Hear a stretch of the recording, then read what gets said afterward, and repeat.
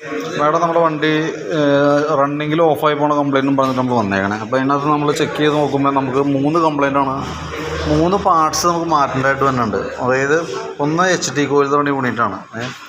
ഇത് മാറണമെന്ന് പറയാൻ കാരണം എന്ന് വെച്ചാൽ ഇതിൽ ചെറിയൊരു പവർ വേരിയേഷൻ കാണിക്കുന്നുണ്ട്. ഇത് പഴയതാണ്, അതിൻ്റെ ഒരു പവറിൽ ചെറിയ വേരിയേഷൻ വന്നിട്ടുണ്ട്. അതേപോലെ തന്നെ പ്ലഗ് അഡാപ്റ്റർ ഇതുമ്പോൾ വന്ന യൂണിറ്റാണ്. അതുകൊണ്ട് തന്നെ ഈ 2 ഐറ്റം, ഇതിൻ്റെ അഡാപ്റ്റർ പുതിയ മോഡലാണ്.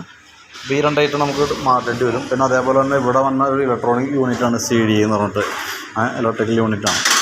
അപ്പോൾ ഈ യൂണിറ്റ് എല്ലാം കംപ്ലയിൻറ്റ്. നമുക്ക് അതിൻ്റെ ഈ സോക്കറ്റുകൾ ഇതിനകത്തൊക്കെ ശരിക്കും ക്ലാവും കാര്യങ്ങളൊക്കെ വന്നിട്ട് നിലവിൽ അതിൻ്റെ കോൺടാക്റ്റ് കട്ടായി പോകണതാവാം. നമ്മളിപ്പോൾ ഓടിച്ച് നോക്കുമ്പോൾ നിലവിൽ കംപ്ലയിൻ്റ് ഒന്നുമില്ല. പിന്നെ ആ പറഞ്ഞ കംപ്ലയിൻറ്റ് കിട്ടിയിട്ടൊന്നുമില്ല.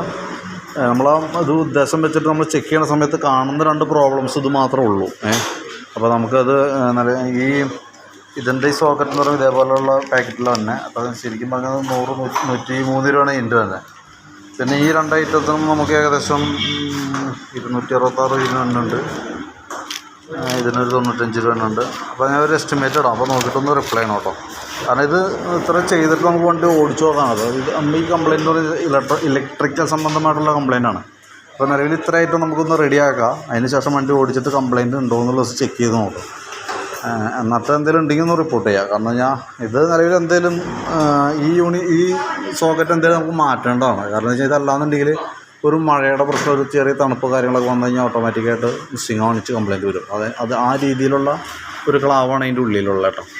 പിന്നെ ഇതിൻ്റെ ആയാലും പവർ നല്ല വേരിയേഷൻ വന്നിട്ടുണ്ട്. ഇത് വണ്ടി വന്നപ്പോൾ ഉള്ള യൂണിറ്റാണ്. കാരണം അതിനകത്ത് അതിൻ്റെ പവറിലൊക്കെ ഒരുപാട് വേരിയേഷൻ വന്നിട്ടുണ്ട്.